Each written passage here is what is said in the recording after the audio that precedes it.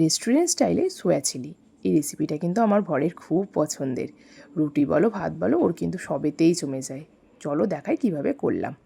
প্রথমে সোয়াবিনটাকে ভালো করে সেদ্ধ করে নেব অল্প একটু নুন দিয়ে। এবার সেদ্ধ হয়ে গেলে ঠান্ডা জলের মধ্যে রেখে চেপে চেপে আরেকটা বোলের মধ্যে তুলে রাখলাম। এবার ওর মধ্যে একটু নুন, গোলমরিচ গুঁড়ো, কাশ্মীরি লঙ্কার গুঁড়ো, 2 চামচ কর্নফ্লাওয়ার দিয়ে ভালো করে মেখে নেব। মাখা হয়ে গেলে 1 চামচ আদা রসুনের পেস্ট ওপর থেকে দিয়ে আরেকবার ভালো করে মাখিয়ে নিয়ে 5-10 মিনিটের জন্য সাইডে তুলে রাখবো। এবার কড়াইয়ে সাদা তেল গরম করে একে একে সয়াবিনগুলো লাল লাল করে ভালো করে ভেজে তুলে নেব।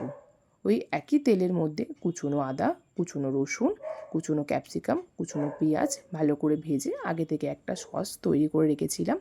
2 চামচ টমেটো সস, 1 চামচ রেড চিলি সস, 1 চামচ শেজওয়ান সস, 1 চামচ ভিনিগার ও 1 চামচ সয়া সস দিয়ে একটা সস বানিয়ে ভালো করে ফুটিয়ে নিয়ে তার উপর দিয়ে নুন, গোলমরিচ গুঁড়ো দিয়ে আরেকবার ভালো করে ফুটিয়ে কাঁচা লঙ্কা যে যেমন ঝাল পছন্দ করে দিয়ে হাফ বোল জল দিয়ে ফুটে উঠলেই 1 চামচ কর্নফ্লাওয়ার জলে গুলে রেখেছিলাম ওইটা দিয়ে দেবো।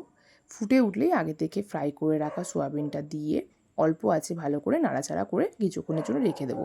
রাখার পর 1 চামচের মতন চিনি ওপর থেকে যদি কেউ মিষ্টি পছন্দ করে দেবে, দিয়ে দিলেই তৈরি আজকের